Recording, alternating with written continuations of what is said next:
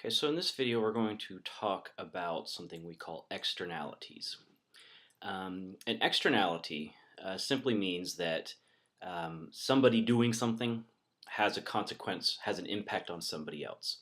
And so in economics, what we mean is that either the production or consumption of a good or service has some impact on a third party, someone that is not involved in the production or the consumption of the good or service. And so we can divide this into two types of externalities, a negative externality and a positive externality. So what this means is that, our production or consumption activity is either going to hurt a third party or it might actually help a third party. All right. So we'll start with the negative externality. A negative externality obviously means that when somebody produces something or consumes it, it has a negative impact on somebody else. So perfect example of this would be the production of certain products that produce pollution, right? So down in Waxahachie, Midlothian, down along 287, there are a number of cement kilns, right? And so we obviously need a lot of cement, and so that means somebody has to produce it. But it turns out that to produce cement, you have to burn a lot of stuff, and it generates a lot of air pollution. All right, so you may not even be someone that relies on cement. You may be living in a shack out in the woods, and you don't know what cement is. But if you live near that cement kiln, that cement producing facility, you are obviously going to be impacted by the production of cement because it's going to damage or deteriorate the air quality around where you live. And so thus somebody else's economic activity is having a negative effect on you. So that's an example of the production of a good causing harm. It could also be that the consumption of a good or service causes harm. So for example, cigarette smoke. Again, we're polluting the air around us, when we smoke a cigarette for people that don't smoke, right? So you can be someone that has never touched a cigarette in your life, but if you sit next to someone that's smoking a cigarette, you are obviously going to be, breathing in secondhand smoke.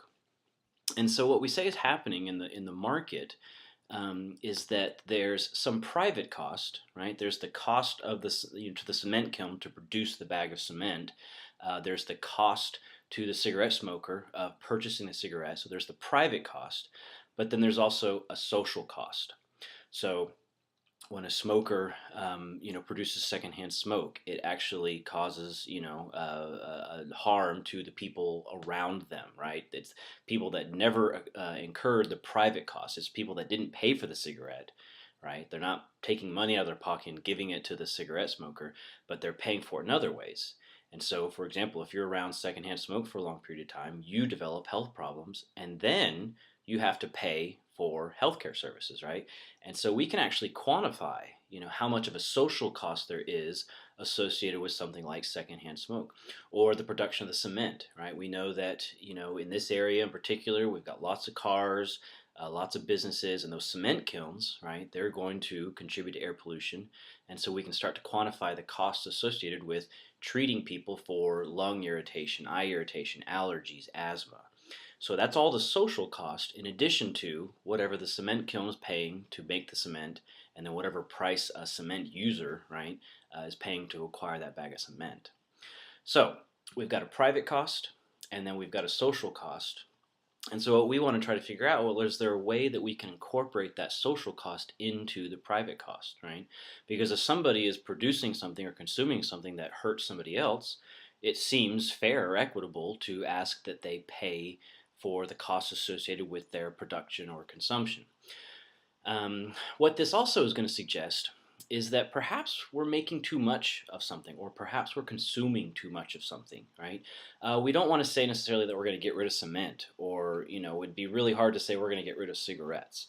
So maybe there's, a balance between what's happening now with the terms of how much cement is produced or how many cigarettes are smoked and nothing. So maybe there's somewhere in between that we can try to reorient the market, the production, the consumption, that will still allow the people to engage in their private production or consumption, incurring their private cost, but then also minimizing or mitigating the social cost. And so again, when we say, maybe we're producing or consuming too much of something, what that says is that we're allocating too many resources to the production of that good or service, right? We're overproducing it. And if we're overproducing one thing, That obviously means that we're devoting too many resources to it. That means we're not devoting enough resources to something else. So that means we're underproducing something else. And what this means is for society is that we're not achieving allocative efficiency. We may have found the most productive way to, the most productively efficient way to make the bag of cement or the cigarette, but because we don't account for those social costs, we devote too many resources, we overproduce, we do not achieve allocative efficiency. Now, if we want to address a negative externality, the two simplest solutions are to either do something to try and raise the price to incorporate the social cost into the private cost, or to simply reduce how much of that product is being produced or consumed. So we might tax the good or service. So we may say, okay, cement kilns, you can produce your cement, but in addition to the prices you pay and the prices you charge your customers, we're going to impose some tax. And what we do then is we collect the tax revenue, and then maybe we use that tax revenue to pay for the social costs. So we use the taxes we collect from polluters to pay for the cost, of treating people's asthma and allergies and things like that. Now, obviously, that's not ideal, right? Because we don't want people to have to still, bear some of these costs. Because who likes, having asthma, even if you know that's going to be paid for at the doctor? And so what we may do instead then is limit the quantity. Maybe we say, okay, well, we still need cement, and we don't want to just ban it, but obviously we need to do something to cut down on the amount of pollution, which may require cutting down on the amount of cement that we produce. So maybe we impose a quota saying, all right, there's only so much cement you can produce on any given day because we don't want there to be, above some amount of pollution. Again, what if we really need all that cement?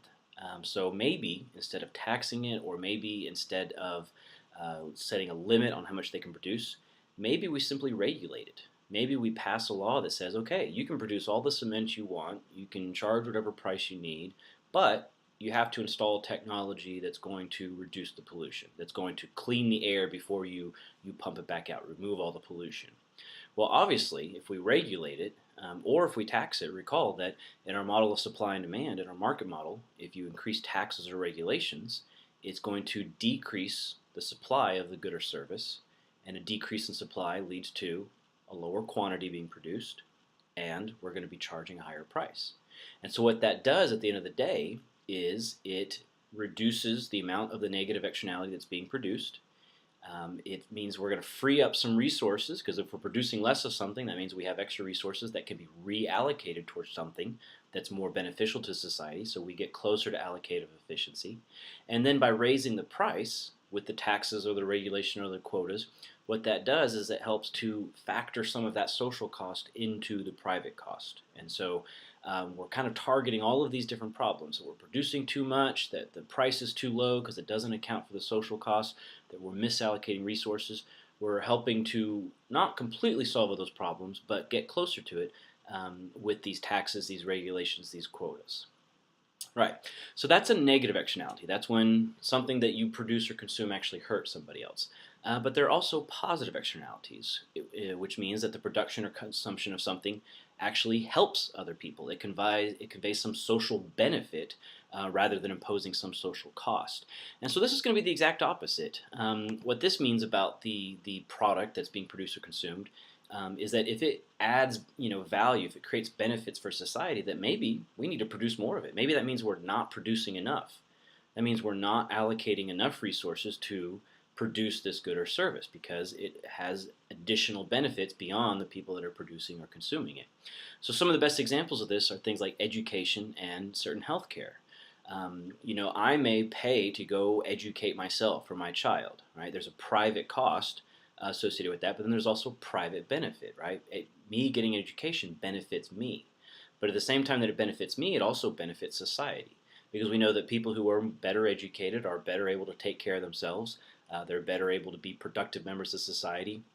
It reduces the chances that they're going to engage in either criminal behavior or poor personal behavior that imposes other costs, in terms of healthcare expenses or, public assistance. So the education benefits the person that's being educated, the person that's consuming the education, but it's also going to be benefiting the entire society. And so what that means is, well, there's a certain, level of education or certain quantity of education being produced. We need to find a way to produce more of it. Or there's certain healthcare, right? So a vaccine. So I go to the doctor and I get my flu vaccine. So there's a private cost, I pay for it, and there's a private benefit because that means I'm not going to get the flu. But then the social benefit is that if I get vaccinated and I can't catch the flu, that means I can't possibly pass the flu on to somebody else. And so it minimizes the risk of other people getting the flu. So I benefit personally, and then everyone around me benefits by me not, infecting them with something that I can't even catch. So, with things like healthcare and education, right, you can certainly pay for those privately. But in a lot of cases, something like education or healthcare, the price may be too high, right?